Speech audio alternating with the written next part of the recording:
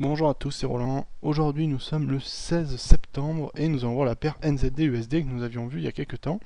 Alors on était ici et je vous avais donné un avis haussier prématuré tout simplement parce que on était en train de rebondir sur un support précédent à celui que j'avais donné au départ. Donc j'avais donné le même avis mais disons en avance. Disons que j'étais resté baissier dans le doute, mais avec une forte probabilité de reprise haussière au-dessus de ce support. Et c'est ce qui s'est produit avec une analyse haussière en conséquence pour la reprise de la hausse dans le range. Ce qui s'est effectivement produit, donc le scénario restait valable. Par contre, finalement, eh bien, après une forte accélération haussière, eh bien, on est sorti du range. Comme vous pouvez le voir ici sur le support très très fort qui est à 0,87 très précisément, que j'ai tracé ici. Et on est lundi et il y a eu un gros gap le week-end avec une bougie qui est ouverte bien au-dessus, autour de 0,82, un petit peu au-dessus même 0,82, 0,82,1 par là, et qui actuellement est baissière en train de combler le gap, mais c'est pas encore réalisé. Alors, c'est difficile de donner un avis tout de suite. Alors, par contre, je suis haussier tout simplement d'un point de vue chartiste. Pourquoi? Parce que on est sorti du range sur un niveau de résistance très fort. On est sorti par le haut. On est en train de combler pour faire une sorte de pullback. Mais alors là, il faudra être plus vigilant.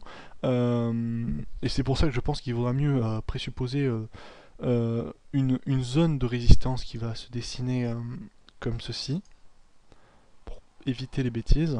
Parce que là, on a plus de niveaux de résistance sur ces niveaux-là.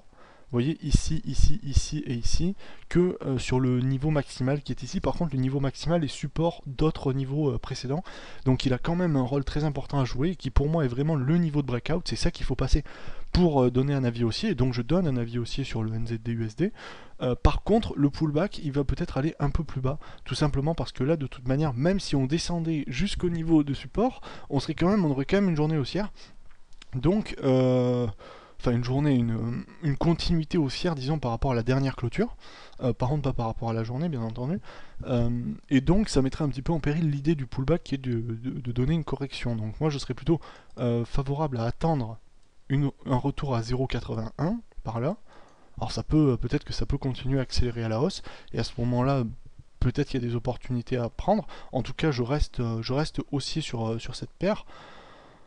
Et on voit bien ici de toute manière la situation du NZD qui se dessine voilà, autour de ce niveau médian situé autour de 0,87 euh, qui, est, euh, qui est une sous-zone d'une plus grande. En fait, bon, on peut en tracer une plus élargie. En tout cas, depuis un an à peu près, même quasiment exactement, le cours a l'air de graviter autour de ce niveau et est contenu dans cette zone. Donc moi, je vais être haussier environ. Donc on va donner deux objectifs. Le premier, c'est l'objectif naturel, c'est-à-dire le prochain plus haut historique qui va se situer ici autour de 0,86. Alors, les circonstances actuelles du franchissement du support, de la résistance, pardon, sont assez, euh, je dirais, sont assez étranges ici par ce gap. Donc, moi, ce que je privilégierais surtout, c'est d'attendre un peu, voir vraiment si vraiment la cassure se confirme pour éventuellement prendre des positions. Parce que là, il y a quand même un effet de sursaut. Il faut faire attention qu'il n'y ait pas une forte correction baissière juste derrière et plutôt attendre un petit peu, voir ce qui se passe. Alors comme premier objectif, je vous ai donné 0,86, qui était enfin un petit peu en dessous, 0,858, qui est le dernier plus haut, et comme objectif, eh bien, de figure, qui est l'objectif du rectangle, eh bien, on va voir ce que ça va donner, et c'est à peu près ça.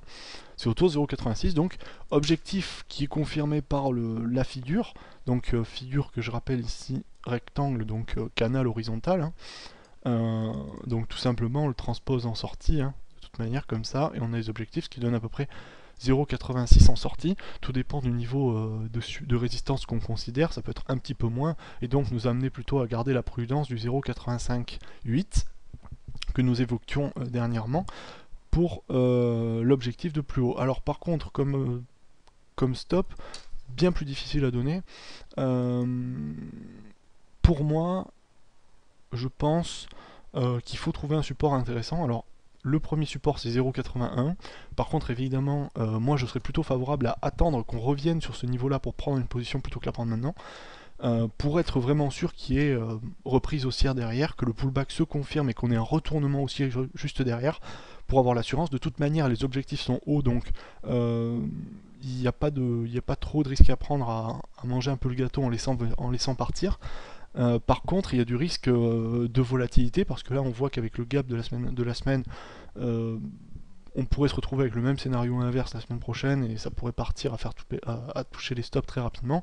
Moi je serais plutôt favorable à mettre un stop en dessous, donc il y a deux plus bas, le 0,81 qui pour moi est un peu trop proche, et j'irais plutôt mettre, vous voyez le niveau ici, il y a une bougie qui est en dessous avec une autre, située autour de 0,85, pas 85 mais 0,805 si vous voulez, qui serait à mon avis un peu plus logique, un peu plus raisonnable d'un point de vue volatilité. En tout cas, je suis aussi sur le NZD-USD, tout simplement sur cette analyse.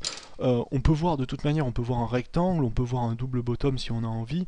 En tout cas, bon, il y a, quoi qu'il arrive, une structure qui s'est créée, une figure chartiste, et de toute façon, dans les deux cas, les objectifs se traitent de la même façon. Et à mon avis on est parti pour une reprise haussière, mais comme je l'ai dit, vu les circonstances de la rupture de la résistance, il faut se méfier et attendre encore un peu pour prendre des positions à l'achat. Voilà, j'espère que cette vidéo vous aura plu et je vous dis à la prochaine.